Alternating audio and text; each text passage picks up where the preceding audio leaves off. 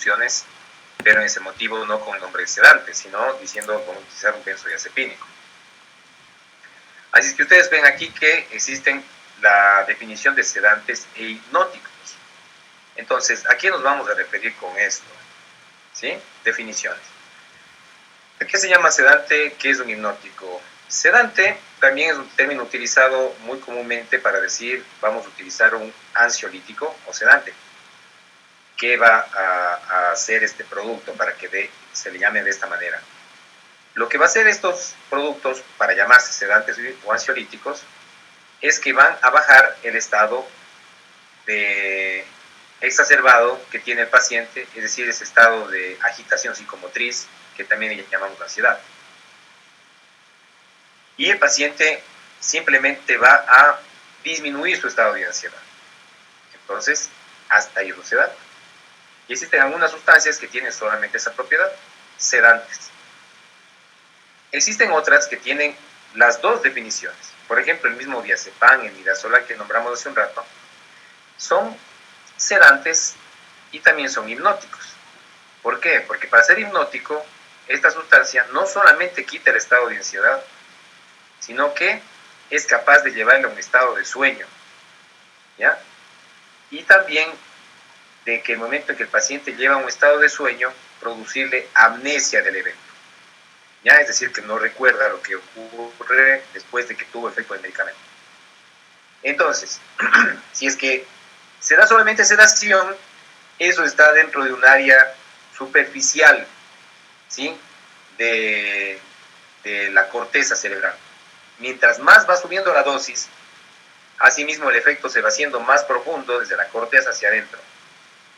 A tal punto que si un medicamento de estos mismos, diazepam, midazolam, sobre todo diazepam, lo utilizamos en una dosis alta, brusca, rápida, el paciente no solamente va a tener sedación, ya se quitó la sedación, va a tener hipnosis, sí, se quedó dormido, sino que la dosis no solamente va a llevarle a sueño, sino que le va a entrar en un estado de coma. Y si es que el efecto es tan marcado o la dosis es muy alta, puede llevarle incluso a una depresión del sistema nervioso central a nivel del tronco cerebral, ¿sí? Con la muerte del paro respiratorio. Así es que los medicamentos de estos, algunos tienen solamente sedación, otros tienen sedación y hipnosis, y otros más potentes pueden llevar incluso a un estado de anestesia, dependiendo de la dosis. Ya vamos a ver también la definición de anestésicos cuando estemos más allá. Entonces, mientras mayor es la dosis, más es el efecto. Es decir, de sedante pasa a ser hipnótico. Y damos una dosis bajita, sedante. Una dosis más alta, sedante, hipnótico. Entonces, hipnótico que lleva a un sueño deseado en muchos casos, porque queremos justamente que se duerma el paciente. No puede dormirse, está ansioso, 3 noches ya no duerme. Y pasa el paciente así. ¿Qué le vamos a dar? Un medicamento de estos que tenga acción sedante, hipnótico. Es decir, que le quite la ansiedad y que le lleve a un estado de sueño. A una dosis X para que produzca estas dos cosas, ¿ya? Estos dos efectos. Y si es que la dosis es ya una sobredosis, mejor dicho, una dosis tóxica, pues ya vienen los efectos no deseados. Luego, tenemos, ¿qué nomás tenemos del paciente entonces? ¿En qué casos vamos a utilizar?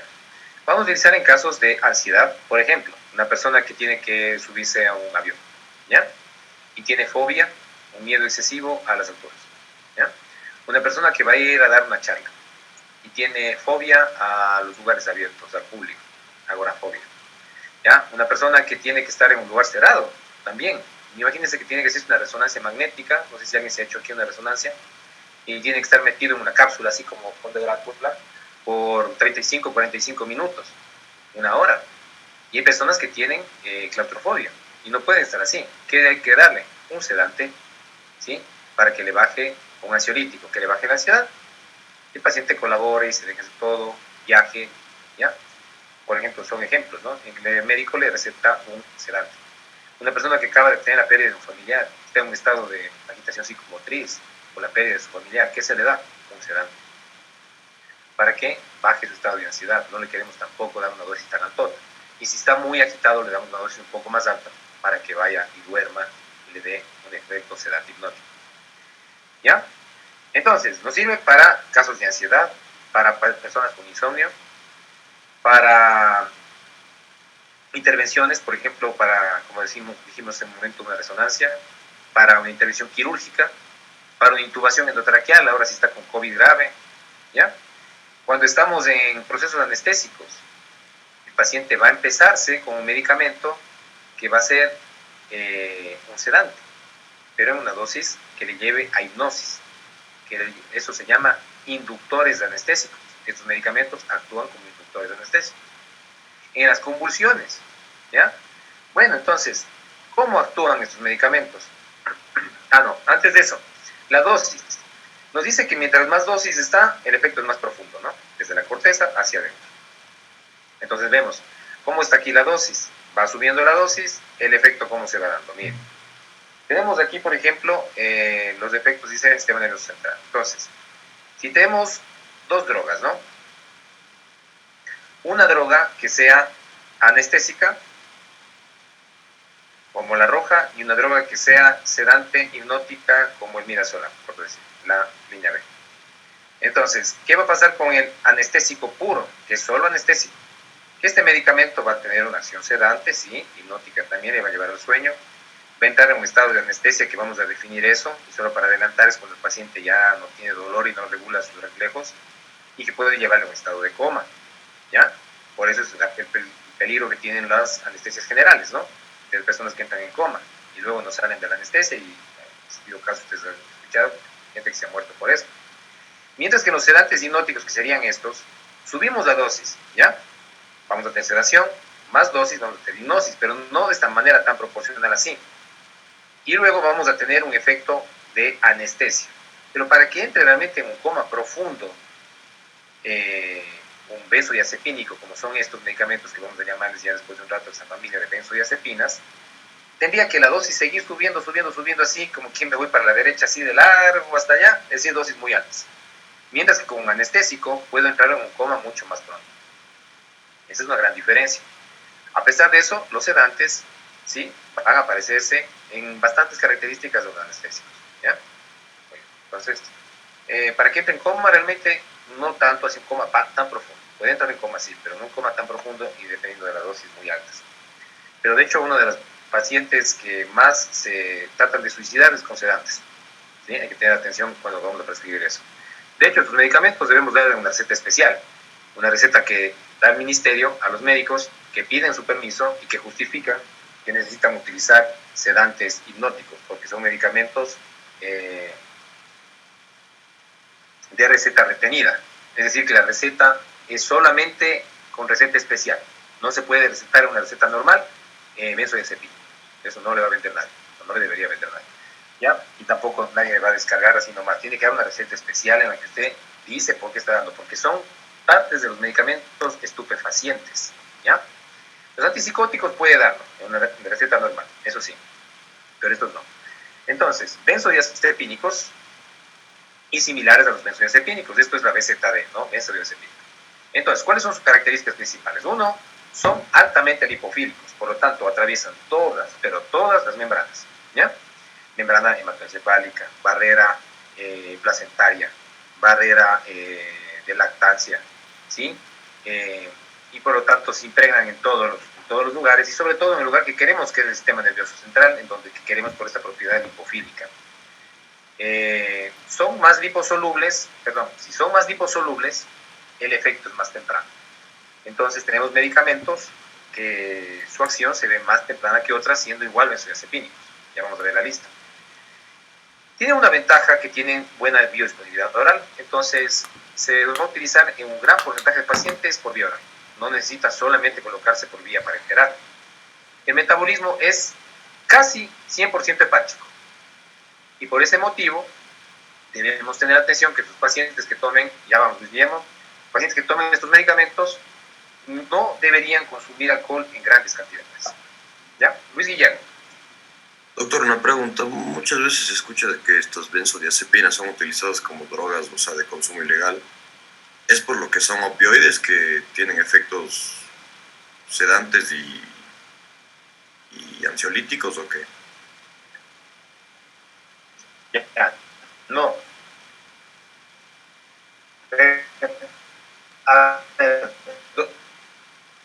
Sí, no. eh, utilizar medicamentos que pueden causar dependencias y estupidez. Entonces, no son estos.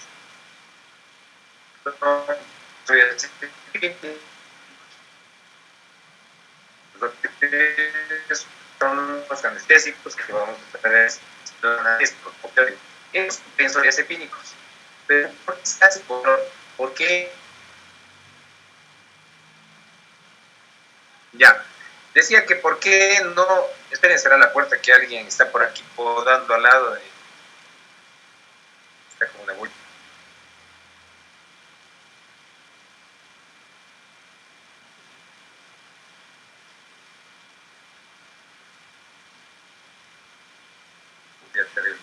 Decía, ¿por qué se controlan estos medicamentos? Porque son medicamentos que pueden causar dependencia. Entonces, los antipsicóticos no causan dependencia. Nosotros podemos hacer un destete y se lo hace relativamente fácil, ¿ya? Destete un retiro. Pero en cambio los benzodiazepínicos tienen una alta probabilidad de causar dependencia. Entonces, no sé si estamos claros en lo que es de una dependencia. Sí, doctor. Ya, alguien si me ayuda.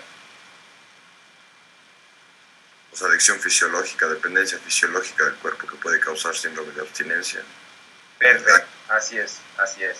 Entonces, una dependencia psíquica o física que determina que esta persona, si se suspende el fármaco, tiene efectos de abstinencia, física o psíquica, ¿no?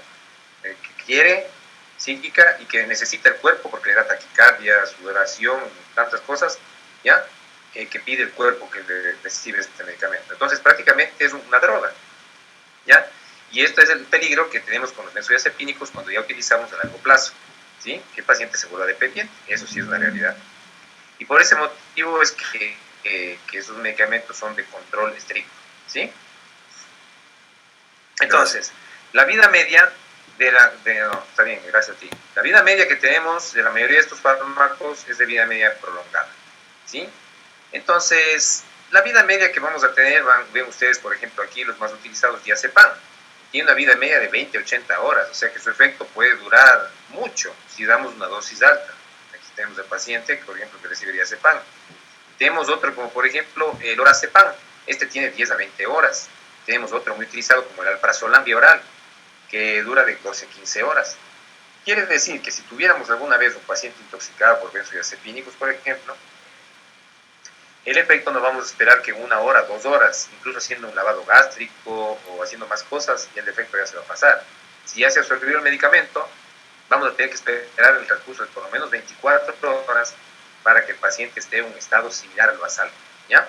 Asimismo, si alguien se olvida de tomar una dosis de la noche, no le vamos a pedir que al día siguiente se tome en la mañana y que luego se tome la dosis de la noche, sino simplemente que vuelva a tomar el de la noche, porque la vida media, como es prolongada, si se olvidó, pues no pasa nada. Al día siguiente toma la dosis que le toca, ¿ya? Todo lo demás de acá no vamos a repasar, ¿ya? Todo lo que es a la derecha no vamos a repasar. Las vidas medias tampoco nos vamos a grabar cuánto es la vida media de cada producto. Por favor, no pierdan tiempo en eso, ¿ya? Lo que sí que tienen vidas medias prolongadas y que por lo tanto su administración va a darse en la gran mayoría de casos de tipo QD, ¿no? Vamos a ver ahora sí cuál es su acción. Su acción va a ser a través del sistema GABA, ¿ya? Entonces actúan no directamente sobre el GABA en sí, o sea, no son enzimáticos, sino que van a actuar sobre el receptor GABA, ¿ya? En dos lugares de este receptor GABA que tienen aquí un gráfico. Aquí está el ácido gamma-aminobutírico y va a llegar a estos receptores que son los receptores GABAérgicos. Aquí tenemos varias subunidades, como ustedes ven, la subunidad alfa, beta, sí, gamma. Entonces, ¿en dónde actúan estos medicamentos? Aquí tenemos las benzodiazepinas, luego vamos a ver a sus antídotos, como el flumazenil, que es el antídoto de las benzodiazepinas. Tenemos al zolpidem, que es un inductor de sueño, que estos en cambio no son hipnóticos, son medicamentos que sirven como inductores del sueño, pero no son sedantes, ya vamos a ver zolpidem, topiclona, y todos estos medicamentos están actuando en este lugar. justamente a nivel de la unión, como ven aquí, de la subunidad alfa 1 con la subunidad gamma, ¿sí?